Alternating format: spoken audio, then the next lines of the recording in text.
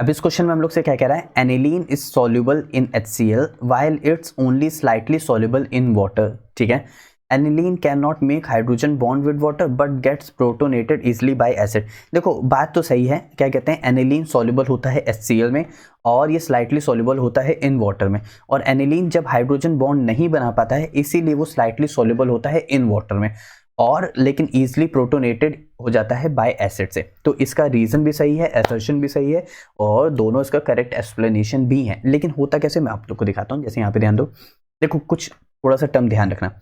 अगर हमारे पास जैसे मान लेते हैं CH3 है, ठीक, CH3 CH2 NH2 है, ठीक, यहाँ पे कार्बन कार्बन कार्बन कार्बन का NH2 है, और या फिर हमारे पास इस तरह बेंजीन के साथ NH2 है। ठीक है, सुनना मेरी बात, ध्यान समझने की कोशिश करना।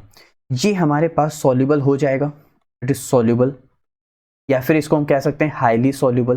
कैसा, हाईली सॉल्युबल। ये भी हमारे पास हाईली सॉल्युबल रहेगा, लेकिन ये हमारे पास सॉल्युबल नहीं रहेगा, ये भी हमारे पास स्लाइटली जरा सा सॉल्युबल रहेगा। अब वो ऐसा क्यों हो रहा है, क्योंकि यहाँ पे तो पहली बात, यहाँ पे क्या है, ये हमारे पास बेंजीन रिंग है, ठीक, नाइट्रोजन के पास होते हैं लोन पेयर, लोन पेयर यहाँ पे बिजी हो जाते हैं रेजोनेंस में। यहाँ पे जब बिजी हो जाएगा रेजोनेंस में, पहली बात तो यहाँ पे उसको डोनेट करने का मौका नहीं मिलेगा, तो एज अ बेस अच्छा नहीं कहलाएगा, पहली बात।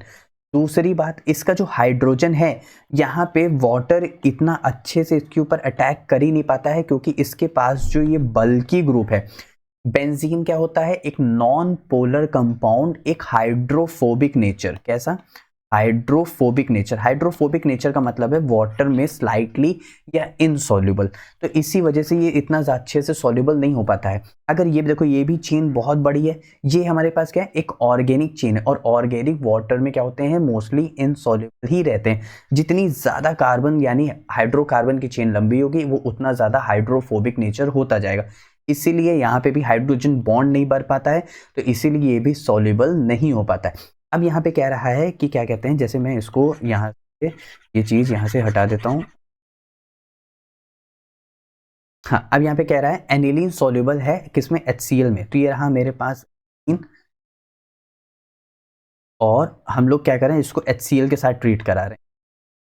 तो यहाँ से क्या होता है, एनिलीन के पास होते हैं लोन पेयर, लोन पेयर कहाँ अटैक मारता है, इस हाइड्रोजन के ऊपर, तो यहाँ से क्या बन जाता है, NH3 का पॉजिटिव और Cl माइनस, और यहाँ से हमारे पास बन जाता है एक बेंजीन।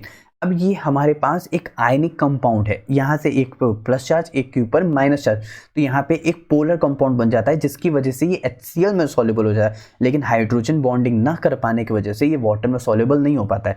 जैसे हमारे पास ये CH3, नाइट्रोजन के पास ये रहा H और ये रहा H। अब अगर हमारे पास अगर वाटर आएगा तो ऑक्टर का ऑक्सीजन, यहाँ पे ये रहा हाइड्रोजन, ये रहा हाइड्रोजन। अब यहाँ इनके बीच में जो हाइड्रोजन बॉन्डिंग हो रही है, इसको बोलते हैं वाटर में जिसकी मदद से सॉल्युबल होना।